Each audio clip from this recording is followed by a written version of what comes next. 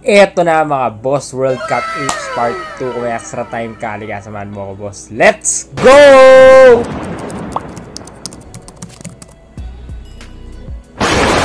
So matindi dito mga boss, no? Maraming benefits yung NFT nila sa holders, okay? So yun yung pina-priority na tong World Cup Apes na to. Ngayon mga boss, kung wala ka pang idea sa NFT, mag-enroll ka muna sa program ko danjocapitalmaster.com kung saan tinuturo ko doon yung secret strategies paano kumita na malaki sa NFT at 200 plus members na yung nag-enroll guys. Grabe, sobrang satisfied, okay lahat, meron tayong resibo, may proof tayo, no? Anyway mga boss, etong World Cup Apes na to, no, just to give you an idea, soccer inspired siya. So kung mahilig ka sa football, ayan, pwede to sa inyo boss. So sinosolve nyo yung mga problem and solution, and at the same time mga boss, ang pinaka token dito WCA, okay? WCA ang tawag sa token. So kung titingnan nyo, very detailed din yung roadmap po. So kakaroon ng equity investment 20% sa team yon, 31% sa personality sa football, so baka mga celebrities, 49% sa token holders guys. So grabe na, magkakaroon ng WCA investment fund.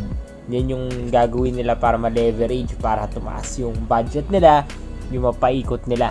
At the same time mga boss, 100 billion ang total supply, no? So staking, pwede ka pa mag-stake na NFT dito. Hold mo yung NFT nila kapag bumili ka, tapos kikita ka ng WCA token. At the same time mga boss, pwede ka mag-farm ng WCA, malaking investment fund nila, and docs devs guys. So actually medyo okay tong kumpanya nila kasi yung backers nila, kung titignan mo yung partners nila, medyo malalaki, no? So check yung mabuti guys, no? Pero just to give you an idea, 1,000 pieces yung na-sold out, no? Yung private mint sold out guys, 2 weeks lang. Tapos yung presyo mga boss, tumaas agad ng 0.2 ETH yung pag-angat. Okay? So grabe guys, no? A lot of things that you can anticipate here. Pero siyempre mga boss, the decision is still up to you, your money, your choice. I'm not liable to any NFT projects. Nasa inyo pa rin kung papasok kayo dito o hindi. Okay, nagre-review lang ako mga boss. Pero there are a lot of promises involved when it comes to this game, no? And kung titignan nyo, very clean din yung white paper nila, no? Ayan.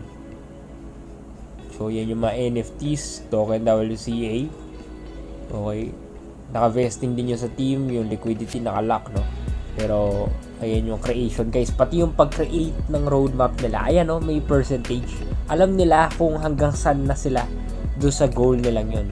Grabe mga boss, no? Sobrang detailed roadmap, docs devs pa, malaki community guys. You have to check this project out, don't miss this opportunity, no? Nasa inyo na yan, no? Pero I think this project will be massive, pataas pa ng pataas, no? So tingnan nyo na lang, may airdrops pa guys, no? Follow nyo social media sa Discord nila guys, no? Para maging updated kayo. Follow them on Discord, on Twitter guys, and guys, so you can be updated guys when you want to mint.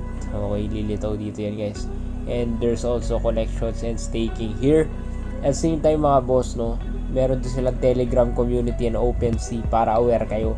So pwede kayo makipag-communicate sa Telegram, okay, kung paano yung positioning ng mga kasama nyo nag-hold.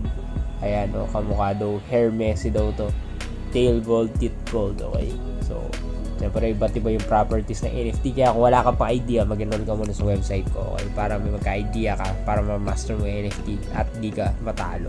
Okay, so yun yung Discord na 23 key members guys, big community na yan, emerging. You can check this out. So this is Danjo the Capital Master, your #1 NFT coach. This is World Cup Apes. Ingat kayo mga boss, and have a nice day. So mga monkeys na football.